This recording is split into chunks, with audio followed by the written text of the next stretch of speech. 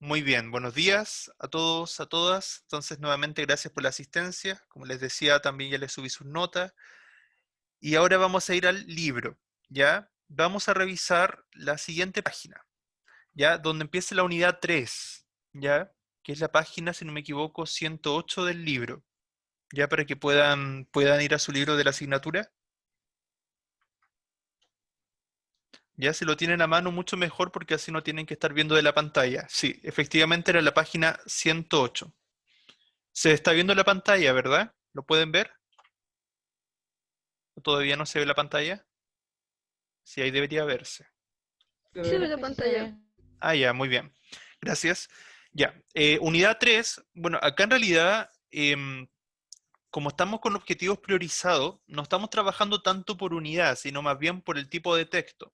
Entonces, a veces, si el tipo de texto que estemos revisando está en la unidad 1, en la unidad 2 o en la unidad 3, dependiendo, etcétera, ¿ya? Independiente de la unidad que esté el tipo de texto, bueno, obviamente les voy a comentar que vamos a estar revisando tal unidad, ¿ya? Pero independiente de eso, eh, claro, como les decía, vamos a trabajar textos más allá de la unidad. Vamos a trabajar texto en realidad de acuerdo a lo que vayamos necesitando en el momento. ¿Ya? Por ejemplo, ahora teníamos que revisar, continuar revisando textos no literarios, entonces tuvimos que saltarnos muchos textos de carácter literario que habían en varias de las unidades. ¿Ya? Así que más bien es por eso. Hoy día vamos a revisar una columna de opinión, ya principalmente. ¿Alguien recuerda qué es una columna de opinión? ¿Alguien recuerda qué será una columna de opinión? ¿Han revisado antes alguna? ¿O han leído alguna? ¿De qué les suena? ¿De qué tratará? ¿Será un texto más bien expositivo, más bien de carácter argumentativo? ¿Qué piensan ustedes? ¿Qué será una columna de opinión? ¿Recuerdan o no? ¿No? Ya, bueno, hoy día vamos a revisar una, ¿ya? Y ahí vamos a ir viendo los detalles para que vayan recordando igual, ¿ya? Bien, respecto a la unidad 3, se llama Más allá de tu metro cuadrado. Esta unidad, en general, busca un poco esa mirada más crítica, esa mirada de ver más allá de nuestra propia realidad y, y ver también lo que les pasa a otras personas de nuestra sociedad y cómo viven otras personas en nuestra sociedad, ¿ya? La idea de esta unidad es aprender a ver al otro como parte también de una misma sociedad. Entonces, de alguna manera nos permite comprender mejor lo que va pasando. Bien, ¿cuál es el propósito entonces? Analizar e interpretar textos que tratan la relación del ser humano con la sociedad y con su historia personal. De alguna manera, ustedes saben que al vivir en un país hay una cultura detrás, hay una forma de funcionamiento social también que nos va involucrando, hábitos, ¿verdad? Formas de hablar, cierta forma de expresarnos, entre otras tantas cosas, que de alguna manera están influyendo constantemente en nosotros. Entonces, a partir de esto, vamos a reflexionar sobre los motivos que sustentan las relaciones sociales y cómo éstas influyen, ¿cierto?, en la construcción del individuo. Para ello, antes de empezar, vamos a leer un breve poema ya de Teresa Calderón que se llama Escritura. Dice, pongan atención porque la idea es analizar el mensaje. Escribo menos de lo que veo y veo bastante menos de lo que hay. Sin embargo, sería suficiente tomar un haz de palabras y salir a errar por la página en blanco, sin perder de vista que el mundo es largo, pero nunca el único. En Causas Perdidas, Santiago Ediciones Artesanales. ¿Qué les dice, qué mensaje nos busca entregar este poema? ¿Qué creen ustedes que habrá querido decir la autora? Escribo menos de lo que veo y veo bastante menos de lo que hay. Sin embargo, sería suficiente tomar un haz de palabras y salir a errar por la página en blanco, sin perder de vista que el mundo es largo pero nunca el único. ¿De qué trata? ¿A qué apuntará, creen ustedes? ¿Cómo lo interpretan? ¿Cómo interpretan este poema, chicos, chicas? ¿Qué mensaje les deja,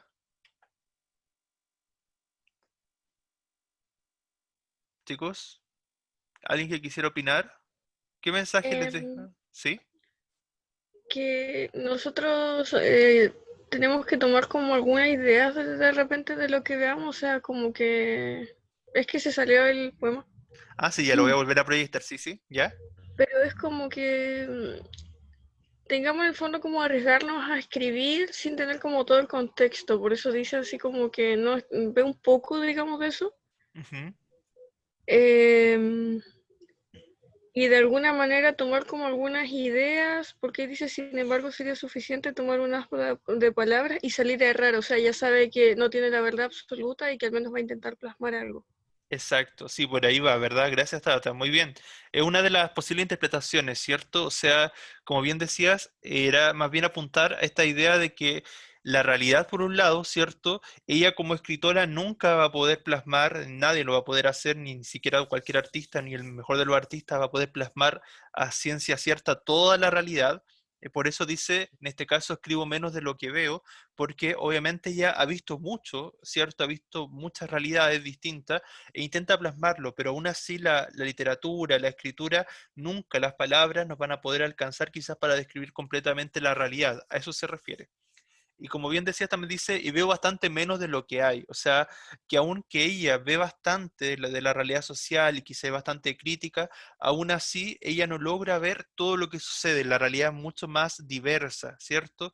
A eso se refiere. Y claro, sin embargo, sería suficiente tomar un haz de palabras y salir a errar. O sea, con atreverse a escribir, y eso es lo que decía Tabata, ¿cierto? Con atreverse a escribir ya se está dando un gran paso y ya se está manifestando lo que sucede en la realidad, ¿cierto? Y muchas veces este temor a la página en blanco que tienen los escritores, los artistas también, ¿cierto? Donde en general el miedo a no poder escribir realmente lo que ellos quieren expresar, sin perder de vista que el mundo es largo, pero nunca el único, o sea que existen múltiples realidades, múltiples visiones, ¿cierto? Y puntos de vista. ¿Alguien más que quisiera agregar algo? ¿No? Bien, dice, jóvenes elaboran grullas de papel para luego disponerlas en las calles de Sincha Sui, Hong Kong, como parte de las manifestaciones pacíficas durante los movimientos ciudadanos del 2019. Bueno, esa es la imagen que aparece allí. En realidad, bueno, así como acá en Chile el año pasado hubo, ¿cierto?, este gran movimiento social, en Hong Kong, si vieron las noticias también en paralelo, bueno, en Chile obviamente estábamos muy centrados en lo que sucedía acá, pero en Hong Kong también hubo muchos movimientos ciudadanos de protestas, manifestaciones, ¿ya? Entonces, claro, también un poco busca hablarnos de esa realidad social muchas veces, del por qué existen estas manifestaciones y por qué están sucediendo tan constantemente. Reflexiona y comenta. ¿Qué crees que busca comunicar el hablante del poema? Bueno, ya más o menos me lo comentaba Tabata, ¿cierto? ¿Por qué en el poema se dirá que el mundo es largo pero nunca el único? Yo lo interpreté de una forma, pero alguien lo interpreta de otra forma. ¿Por qué en el poema se dirá que el mundo es largo pero nunca el único? ¿Alguien más que quisiera decir algo sobre eso? ¿No? ¿Sí? Bien. Considera la imagen y su descripción. ¿Por qué las personas participan en manifestaciones sociales? ¿Qué objetivos buscan lograr con esta clase de actividades? Por qué motivo, qué ha motivado a la gente en el último tiempo, no solamente en Chile, sino en el mundo en general, a manifestarse, a sacar la voz? ¿Qué creen ustedes? ¿Cuáles han sido las motivaciones que han tenido las personas? Las injusticias, Ya, la injusticia. ¿Y a qué se deberán esa injusticia? ¿Qué creen que pasa en la sociedad y por qué se producen tanta injusticia a veces? porque no se preocupan los líderes, digamos, de los países de las necesidades reales de las personas, sino de los intereses como económicos de un grupo de la sociedad.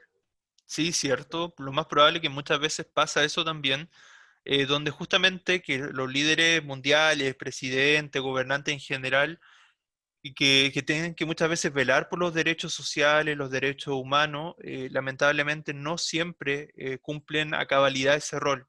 Y no olvidar, sobre todo en sociedades democráticas, que eso debería ser el pilar central, ¿cierto?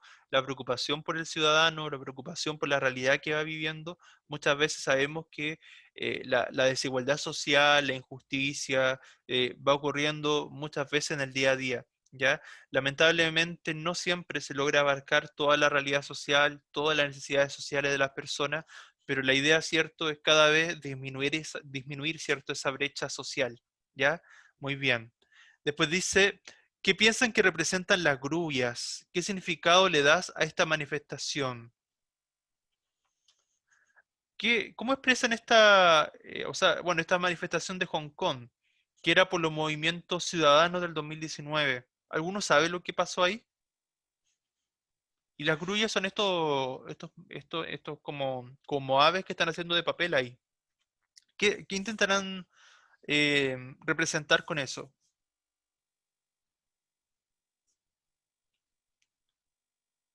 Las aves que, bueno, acá el símbolo como equivalente a la paloma, yo creo, pero ¿qué intentarán simbolizar un ave? ¿Qué intentará representar? Estaba leyendo ahora y dice que en Japón ¿Ya? representan suerte y paz. ¿Ya? Sí, Así que cierto. tiene sentido con lo que están pidiendo ellos porque están manifestando que es una marcha totalmente pacífica. Ujú, exacto, muy bien, muy buena interpretación.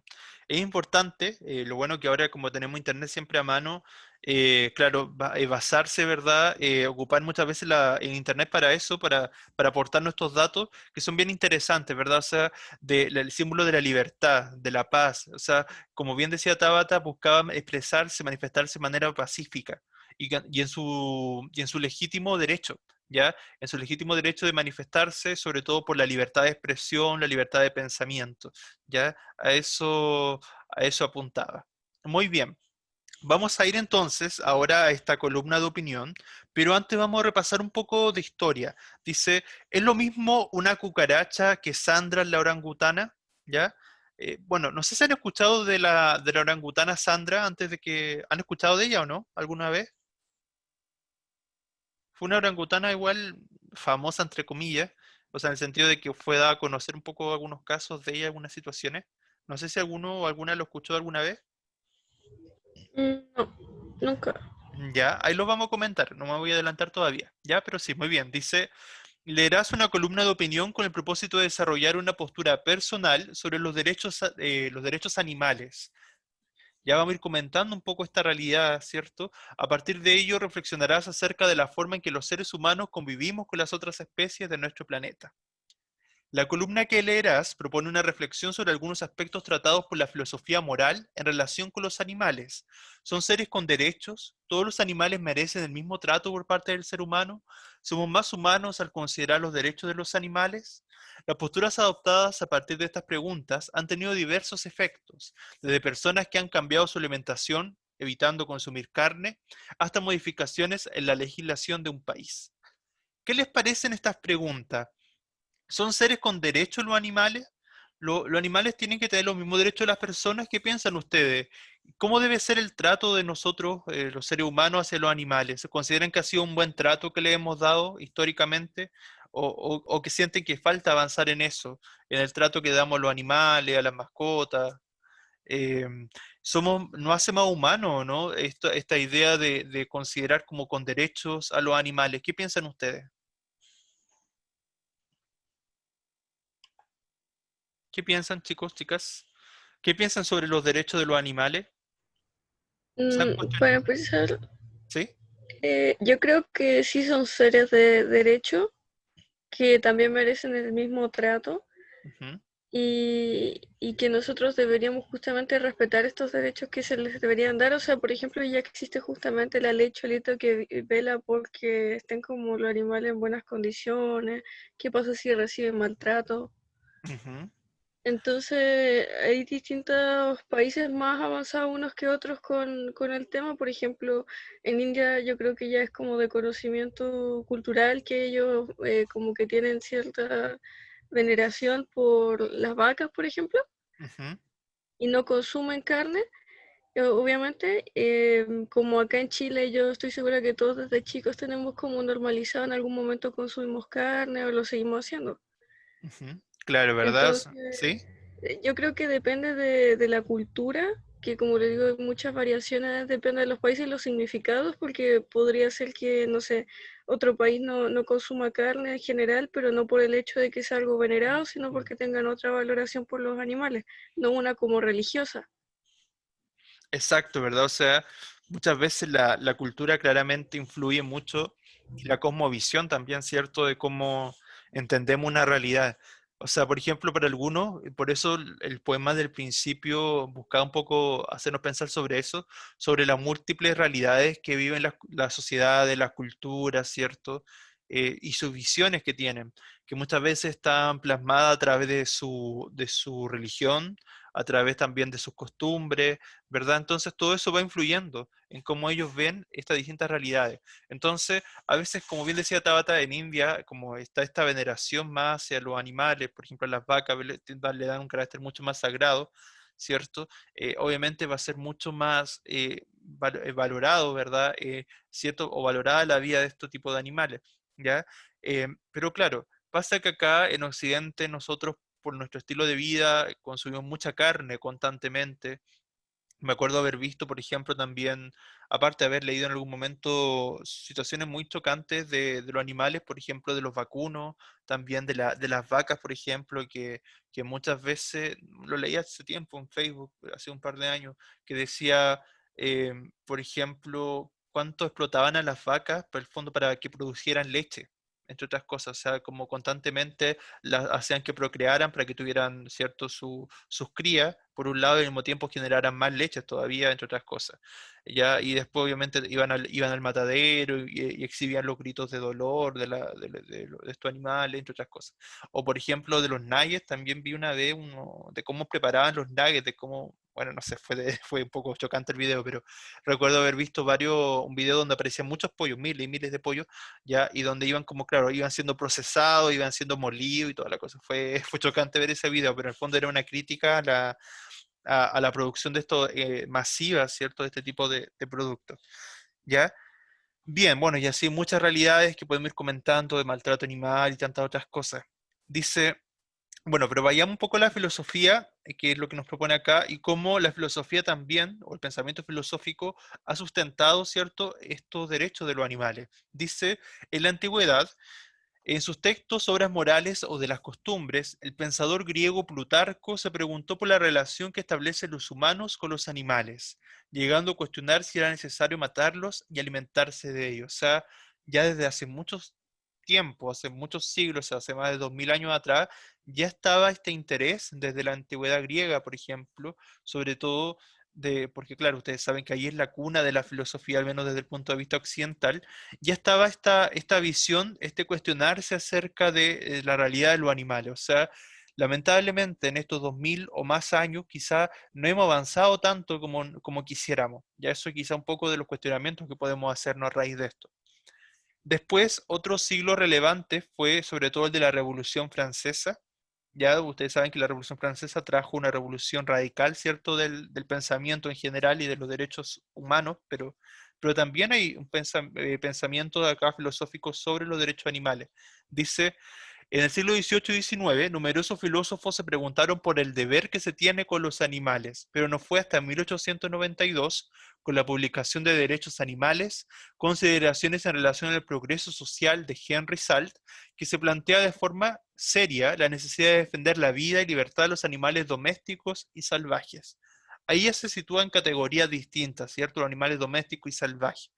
Pero de todas maneras ya había un avance, ¿cierto?, hacia esta reflexión sobre los derechos animales. Después, en época más reciente, en la década del 70 y el 80, Peter Singer publica Liberación Animal en 1975, libro en que establece que así como los humanos, los animales también sienten dolor.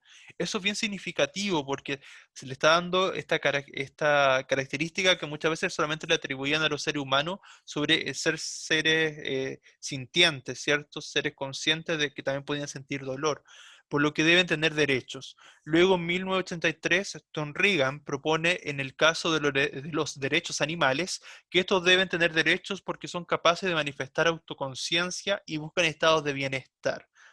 Quienes han tenido alguna vez alguna mascota, por ejemplo, sabrán cuánto el apego emocional que uno puede establecer, ¿cierto?, con su mascota, ya independiente de la especie que sea, es cierto, y claro, el vínculo que se puede generar porque son seres sintientes. Entonces, bien relevante que se haya planteado esa reflexión. Y en la década del 90, 1990 al 2000, dice, en 1995, Gary Francione o Francione, dice, señala que la única forma de otorgar derechos a los animales es no tener propiedad sobre ellos. Más tarde, en 2004, John Dunayer publica el libro Especismo, en el que critica la teoría de que existen especies que merecen un trato diferente dependiendo del tipo al que pertenecen. ¿Qué les parecen esta idea, estas reflexiones desde el punto de vista filosófico sobre los derechos animales? ¿Qué creen ustedes? Bueno, ya me respondieron un poco que si plantean que también tienen derechos, pero ¿qué les hace pensar estas reflexiones? ¿Concuerdan con ellas? ¿Creen que ha sido un avance? ¿Falta todavía? Em, ¿Qué piensan al respecto? ¿No hará más humano tener conciencia sobre esto? ¿Qué podrían decir? ¿Sienten que ha habido un verdadero avance entre la antigüedad hasta nuestros días? No, porque si en la antigüedad tenían ideas de que quizás si era necesario matarlos o no, ese cuestionamiento, y ya 2020 todavía seguimos consumiendo carne y creamos más formas de consumir También, eh, sí. tipo, entonces siento que al contrario habría como todo lo contrario, o sea, más que un progreso, Ujú. Un ha sido como un retroceso. progreso negativo. Claro, un retroceso, ¿verdad? Entre comillas, ¿verdad? Claro, a esta idea. Es que incluso se ha potenciado, digamos, lo negativo, entonces ni siquiera un retroceso, no es que nos quedemos con las ideas pasadas, sino que vamos mejorando en cómo empeorar la situación. Claro, es que yo Es también creo que va, paradójico. exacto, también creo que pasa mucho por esta, como bien decía Tabata, esta idea de las sociedades capitalistas, industrializadas también, donde en comparación a siglos anteriores, o predecesores, pero son, perdón, predecesores, ¿cierto? Pasaba esta realidad de que justamente las personas no tenían que, ¿cierto?, consumir tan masivamente como se hace ahora, y tampoco se producía tan en masa como se hace ahora. ¿Cierto? O sea, la revolución industrial desde ahí en adelante hasta nuestros días, estas sociedades más capitalistas, nosotros consumimos muchísimo, o sea, la comida rápida aparece por doquier, y la comida rápida, saben ustedes que obviamente hay mucho consumo masivo de carne, no sé, ahora mismo que venimos saliendo del 18, si pensamos en eso, imagínense, si pensamos en la cantidad de carne que se tuvo que haber consumido ahora en fiestas patrias, entre tantas otras cosas, nos hace pensar un poco en esta realidad. Quizás las personas veganas, por ejemplo, los vegetarianos también, a lo mejor tienen más conciencia y también han aparecido en la actualidad muchos suplementos que buscan de alguna manera sustituir a la carne, por ejemplo, a la proteína en este caso, pero pasa esa realidad, o sea, hasta qué punto es conciencia realmente, porque la carne se sabe por algunas investigaciones que es fundamental, ¿cierto?, consumirla, pero se está buscando sustituir, ¿cierto?, sus propiedades. Entonces son varias las cosas que uno se cuestiona también, porque también es importante, pero también podríamos pensar que a lo mejor mientras no afecte la cadena trófica, ¿cierto? No afecta al ecosistema, quizás no estaría tan mal, pero dependiendo, ¿verdad? Habría que analizarlo, ¿cierto? O sea, son muchos los puntos de vista. La columna que vamos a revisar, que espero que alcancemos, porque antes tengo que explicarle un poco que era una columna de opinión, ¿ya? Antes de pasar bien al tema, ¿ya? Voy a centrarme un poco en eso, pero ¿alguien quiere aportar algo más antes de pasar un poco a explicar de qué es una columna de opinión? Profesor, a mí me gustaría agregar una cosita cortita, ¿Sí? que no solamente es el consumo de animal, es el trato en general que nosotros damos, la visión que tenemos, porque por ejemplo, hasta el día de hoy siguen existiendo zoológicos. Hablando en Chile, tenemos una cantidad de perros en la calle, más que en otros países, que es muy característica, y obviamente eso refleja que no tenemos cuidado, que los abandonan fácilmente, que prefieren a veces comprar en lugar de adoptar, Ujú. y que la justificación es que le hago cariño al perrito en la calle, lo alimento en la calle, pero es más allá de eso, el perro necesita como un cuidado, una responsabilidad un poquito más profunda. Entonces yo creo que todos esos puntos como que hablan de nuestra perspectiva como sociedad chilena, y también, como les digo, con temas como más básicos como lo zoológico así a nivel mundial. Eso es verdad, ¿cierto? O sea, muchas veces, gracias Tabata, muy bien, o sea, los zoológicos han venido a representar también esta idea del mascotismo, por así decirlo, y también un poco de explotación hacia los animales, porque ellos que viven, pueden vivir bastante bien en su estado salvaje. O sea, yo estoy de acuerdo que a veces cuando tienen dificultades de sobrevivir en su estado salvaje, sí sea necesario protegerlo y cuidarlo y preservarlo y todo ese tipo de cosas. Y claro, si pensamos también en estas distintas leyes que han habido sobre, por ejemplo, animales en peligro de extinción, animales en vía de extinción y tantas otras categorías que existen, han servido para elevar multas, para hacer más conciencia, pero por ejemplo, si pensamos en las cazas de ballenas que hay a nivel mundial, en la caza de tigre, en la caza de elefante, en tanto otro animal, entre comillas, exótico, de cocodrilo, no sé, tantas otras especies, infinidad de especies que también se han ido perdiendo, producto de la caza, ¿cierto? Producto de la caza inescrupulosa de muchas personas, ¿cierto?, hacia este tipo de animales. Y claro, y como bien decía Tabata, también el tema de los zoológicos, donde están muchas veces para ser exhibidos, pero realmente esto de a costa de tenerlo encerrado, ¿cierto?, solamente para entretención de las personas, es realmente cuestionable. Vi también estos días algo positivo, vi varios videos, no recuerdo la página, la voy a buscar, estaba en redes sociales estos días y revisé en Facebook que me llegaron videos donde de varias personas que cuidaban a sus animales, animales en estado salvaje, por ejemplo, ardillas, qué sé yo, y que, por ejemplo, hasta de una abeja mostraban. Y me llamó, fue muy curioso porque una señora se encariñó mucho con una abeja, así como una abeja que no tenía ala. Entonces no tenía cómo volar esa abeja. Entonces ella la cuidaba, la alimentaba, le tenía un espacio en la casa y la cuidó hasta que la abeja murió porque la vida de la abeja no era muy larga. Y lo mismo pasaba con una ardilla o con varias ardillas, de hecho, porque habían varias personas que cuidaron de ardilla, que le hicieron, había de hecho un hombre que vivía distintas aventuras con su ardilla, o sea, como que él practicaba deporte extremo y la ardilla lo acompañaba a todas esas actividades, se le veía feliz, le entregaba mucho cariño y hartas cosas. Entonces también a veces hay situaciones muy positivas de esta valoración hacia los animales. Cuando encuentre la página la voy a buscar, yo creo que la próxima clase se las vuelvo a comentar y para que los que la quieran ver. Bien, después seguimos. Como les decía, vamos a revisar un poco lo que es la columna de opinión ya que algunos tenían dudas sobre eso. Bueno, recordar nuevamente que el objetivo que hemos trabajado es analizar críticamente textos de diversos géneros discursivos, no literarios, orales, escritos y audiovisuales, donde tenemos que ver la influencia de los contextos socioculturales, tanto del enunciador como de la audiencia, las características del género discursivo al que pertenece el texto, las relaciones que establecen entre la distinta idea y su relación con la construcción de razonamiento, y sobre la veracidad, ¿cierto?, de la información. ¿Ya? Eso a grandes rasgos, que lo hemos venido viendo hace tiempo. Bien, acá hay una reflexión de George Will, columnista del Washington Post, que dice lo siguiente. Lo que hizo de Van Gogh un genio fue su particular forma de ver los girasoles. Lo que distingue un valioso columnista es su particular forma de ver el paisaje social. Es habilidoso ver aquello que todos ven, pero no es la misma forma en que todos lo ven. Acá viene interesante y curiosa esta reflexión, ¿cierto? Porque plantea esta idea de que el artista, el genio del artista, radica, ¿cierto?, en esta idea de cómo percibe la realidad.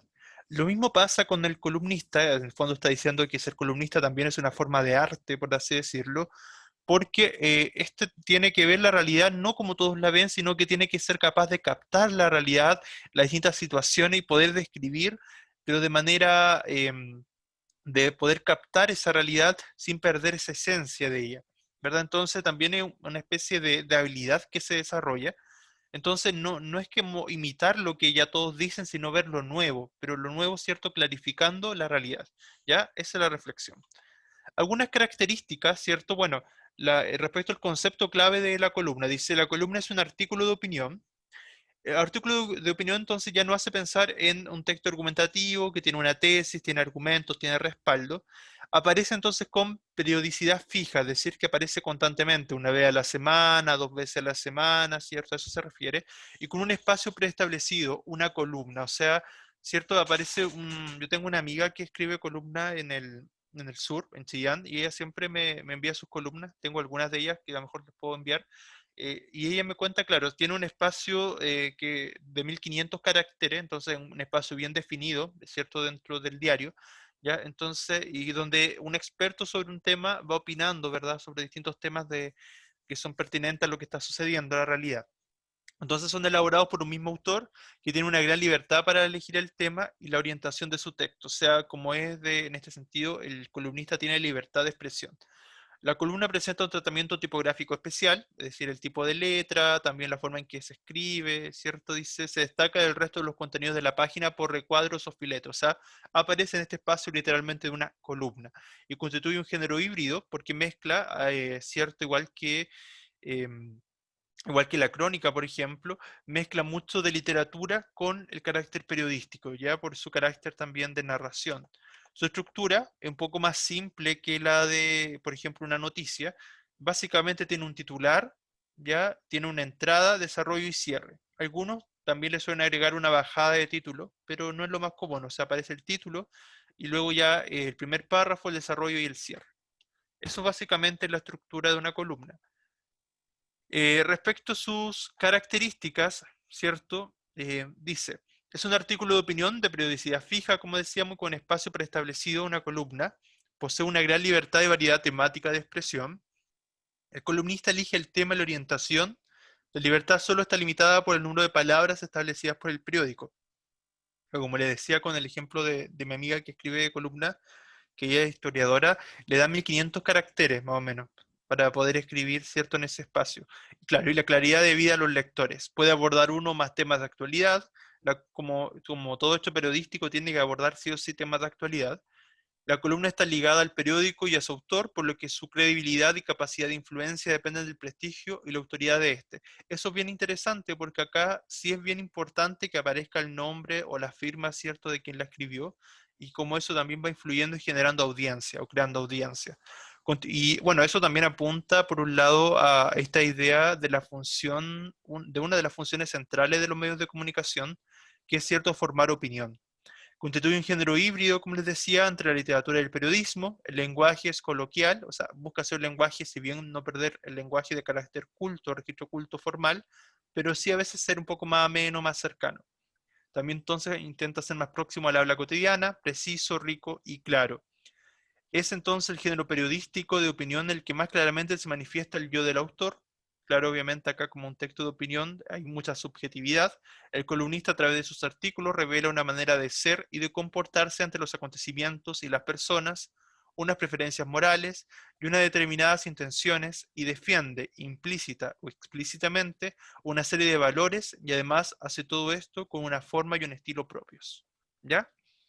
Bien, eso en general. ¿Ya? Cualquier duda me van diciendo.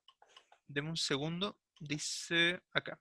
La columna entonces es libre en cuanto a contenido y la estructura, por lo que no existe un modelo común. Cada columnista tiene su propio modelo personal, ¿ya? Pero a grandes rasgos, como les decía, aparece este titular, el primer párrafo que es la entrada, el desarrollo y el cierre, que es donde aparece la conclusión.